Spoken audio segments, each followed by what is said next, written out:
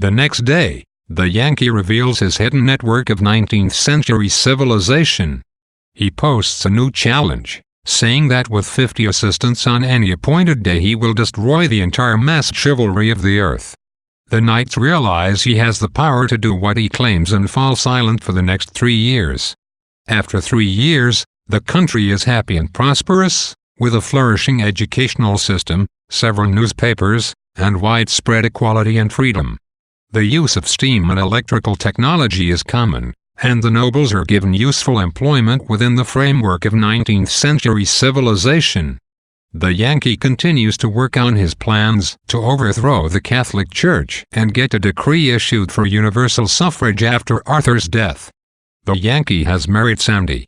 Their daughter, Hello Central, comes down with membranous croup, and the Yankee nurses her back to health with the help of Sir Lancelot, who is now president of the stock board. The Yankee and his family go on a cruise for 2 weeks and then stop off in France. At the end of the month, the Yankee sends for news from Camelot on his attempt to introduce baseball with teams made up entirely of monarchs. Hello Central falls into a relapse, and the Yankee and Sandy spend the next 2 weeks nursing her back to health again. When she recovers, the Yankee realizes his ship should have returned long ago with news from Britain. He rides to a hill overlooking the English Channel and finds that the usual fleet of merchant ships is nowhere to be seen. He decides to return to England and leaves Sandy and the baby in France.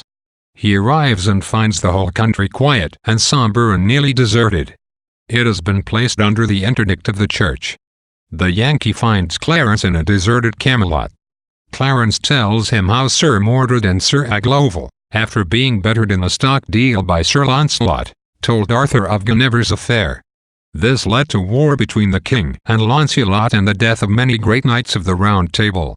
While the king was away fighting, he left Mordred, his nephew, in charge of the kingdom.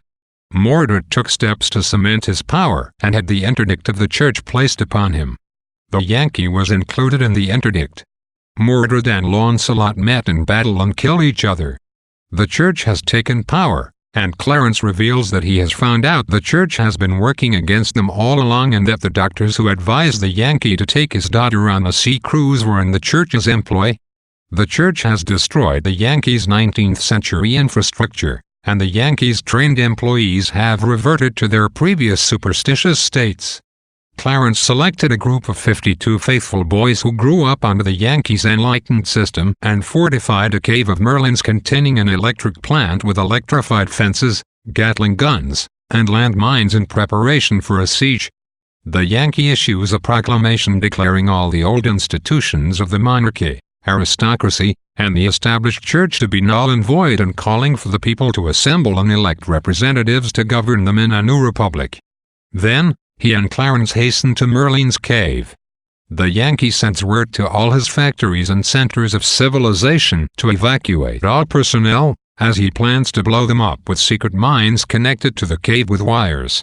Nothing happens for a week, and the Yankee spends his time turning his journal into the narrative of the book.